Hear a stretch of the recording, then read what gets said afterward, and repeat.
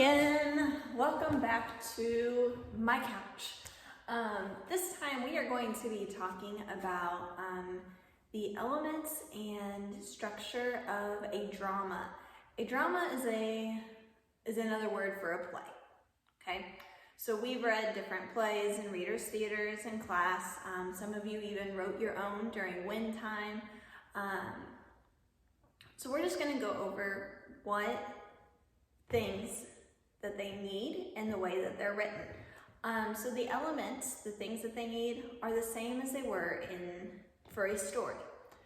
So you still have to have characters, who the drama is about. You still have to have a setting where the drama takes place. You still have to have a plot. Something has to be going on.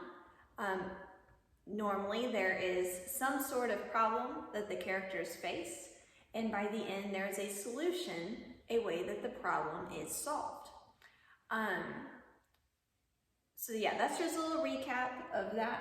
What I want to go over more is the structures that the MobyMax lesson is going over, because one of these on here we did not go over in class, and that is acts.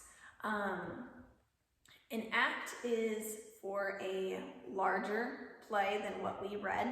We read ones that had multiple scenes, but we did not have big acts. So if you've ever been to a play, either at a high school or you went to like a musical in St. Louis, a lot of times with a big play, they have an intermission. They normally have two acts, Act 1 and Act 2. And in between, they have the curtains closed and they'll take an intermission, which is like a 15-minute break. And that's when they are divided up. So an act is a large section of a play. Normally, there's only 2 or 3 acts in a drama. The next one is a scene. So a scene would be if we were performing a play.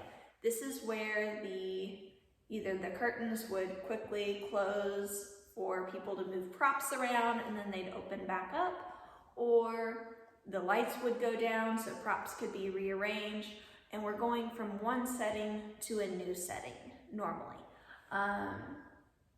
When we read, what was the name of it? It's the bear cubs and the measuring worm that went to the top. What was the name of that? I think it was 2 bear cubs. If you remember, let me know. But in that story, in scene 1, they started off with the 2 bear cubs. They were playing in the river. Their mom told them, don't go down the river, and they went ahead and went down the river. They fell asleep on a rock that grew into a mountain. Then when we went to scene 2, it jumped to Mother Bear looking for her cubs. And then when we went to scene 3, it was when Measuring Worm was on top of the rock. So the setting changed with each scene. The next structure that we have is dialogue. This would be the lines that the characters are saying. So when we read 2 bear cubs, that's what I'm going to call it if it's not the right name. When we read that, each of you had a part that you read. You were reading the dialogue. You didn't say your character's name and then read it. It was the part that the character was actually saying. And then the last one here is stage directions. This is the part that's in parentheses or is in italics to tell you what you should be doing without saying it out loud.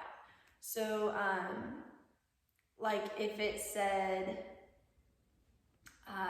had the character and then it said running across stage in parentheses, you wouldn't say out loud running across stage. you would literally start running across the stage while saying your line. So the stage direction is telling you how to do your part if you were one of the characters. So I hope this was helpful, and I hope you rock your MobyMax lesson. Woo, woo. Bye, guys.